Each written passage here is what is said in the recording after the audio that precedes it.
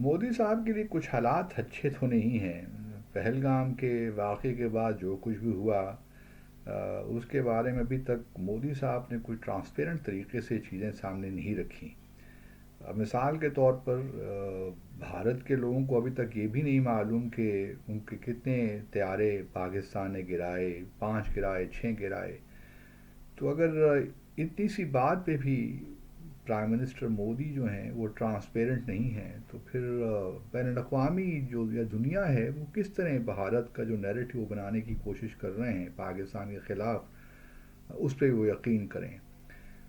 تو یہ ایک عجیب سا عالم ہے پرائم منسٹر مودی کا، اور ہم دیکھ رہے ہیں کہ وہ ریلی سے خطاب پہ خطاب کیے جا رہے ہیں، اور پاکستان کا ذکر کیے بغیر تو وہ رہ نہیں سکتے، بلکہ ایک ریلی میں تو انہوں نے 40 دفعہ پاکستان کا نام لیا، شاید بہار میں تھی وہ ریلی۔ تو یہاں سے ایک تو یہ معلوم بھی پتہ چلتا ہے کہ مودی صاحب نے جو اپنا ایک 56 انچ کا جو سینہ ہے اس کی بات کرتے تھے، چیسٹ ہے میرا جی اور میں بڑا مسکولر قسم کا لیڈر ہوں، وہ اب آہستہ آہستہ اس امیج میں دراڑیں سی پڑ رہی ہیں۔ اور یہ بھی عجیب دیکھیے ایک معاملہ ہے کہ اگر آپ کو اتنی زبردست کامیابی ہوئی ہے تو آپ پارلیمنٹری سیشن بلا لیجئے، اسپیشل پارلیمنٹری سیشن جو کہ اپوزیشن کی ڈیمانڈ ہے، اس کو بلانے میں کیا مسئلہ ہے؟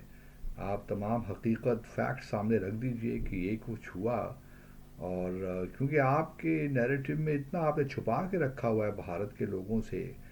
پہلے تو یہ کہ آپ کو کتنا نقصان ہوا اس جنگ میں جو 4 دن کی جنگ تھی، اور پھر اس کے بعد یہ کہ سیز فائر کس طرح ہوا، اس کے بارے میں بھی آپ اپنے لوگوں کو نہیں بتانا چاہتے، اس لیے آپ پارلیمنٹری سیشن بھی نہیں کرنا چاہتی۔ چلے کوئی پھر اس طرح کیجئے کہ جس طرح Kargil review committee, Kargil conflict کے بعد ایک کارگل ریویو کمیٹی بنائی تھی، اسی طریقے کی ایک پہلگام ریویو کمیٹی بھی بنا دیجئے، یا آپریشن سندور ریویو کمیٹی بنا دیجئے، کچھ تو کیجئے تاکہ لوگوں کا حقائق کا تو معلوم ہو کہ آخر ہوا کیا، کیونکہ آپ تو ابھی تک بضد ہیں کہ کوئی میڈیشن نہیں کی امریکہ نے، پریزیڈنٹ ٹرمپ نے، اور پریزیڈنٹ ٹرمپ کہہ رہے ہیں کہ جی میری میڈیشن سے یہ سارے معاملات ہوئے ہیں۔ تو پرائم منسٹر مودی کا کچھ اس وقت لگتا ہے کہ ڈیفینسو پہ ہیں، اور یقیناً ہیں، کیونکہ ایک تو ہزیمت اٹھانا پڑی، بہت ناز تھا، بہت زوم تھا کہ ہم بہت بڑی طاقت ہیں، پاکستان تو فیلڈ اسٹیٹ ہے، پاکستان ہمارا کیا کر سکتا ہے، ہم جب چاہیں پاکستان کے خلاف ایکشن لے سکتے ہیں۔ اب وہ حالات نہیں رہے، اب پاکستان بدل گیا ہے، اور میں پہلے بھی کہتا رہا ہوں اس آپریشن سے پہلے بھی یا پہلگام کے واقعے سے پہلے بھی کہ پاکستان وہ پاکستان نہیں ہے جو 2099 میں تھا یا اس سے پہلے کا تھا۔ پاکستان ایک بڑا پر اعتماد ملک ہے، اور ہمیں کوئی مسئلہ نہیں ہے کہ ہم اگر بھارت ہمارے خلاف جارحیت کرتا ہے تو ہم اس کا بھرپور جواب نہ دیں۔ لیکن اس میں بھی کوئی شک نہیں ہے کہ ہم نہیں چاہتے کہ بھارت کے ساتھ ہمارے تعلقات اس طرح ہی رہیں، ہم چاہتے ہیں کہ بھارت کے ساتھ ہمارے تعلقات اچھے ہوں، اچھے ہمسایوں کی طرح ہم رہیں، کوئی تنازعات نہ ہوں، کوئی ایشوز ہمارے نہ ہوں۔ چھوٹے موٹے ایشوز تو چلتے رہتے ہیں، لیکن بات اس طرف نہ نکل جائے جہاں وار تک معاملہ پہنچ جائے، اور خاص طور پہ جموں و کشمیر کا تنازع۔ تو یہ تو جو اس وقت پہلگام کے واقعے کے بعد ہوا ہے، ہم امید کرتے ہیں کہ پرائم منسٹر مودی جو ہے وہ پارلیمنٹری سیشن ہی بلا لیں گے تاکہ دودھ کا دودھ پانی کا پانی ہو جائے۔ دوسری جانب سے اب G7 کا اجلاس ہو رہا ہے جون کے 15 یا 17 جون کو، تو اس میں پچھلے کئی سالوں سے بھارت کے پرائم منسٹر کو انوائٹ کیا جا رہا تھا G7 کے اجلاس میں۔ مودی صاحب کوئی 5 6 مرتبہ تو میرے خیال میں گئے ہیں، لیکن اس سمٹ میں جو کینیڈا میں ہو رہی ہے ان کو نہیں بلایا گیا۔ تو وہ بھی توقع ایکسپیکٹڈ تھا، ان کا خیال یہ تھا کہ شاید مارک کارنی جو نئے لیڈر ہیں، وہ ان کا الیکشن ہوا تو ان کے بعد شاید کینیڈا جو معاملات ہیں نجر کے قتل کے بارے میں اس پہ تھوڑا سا ہاتھ ہولا رکھے۔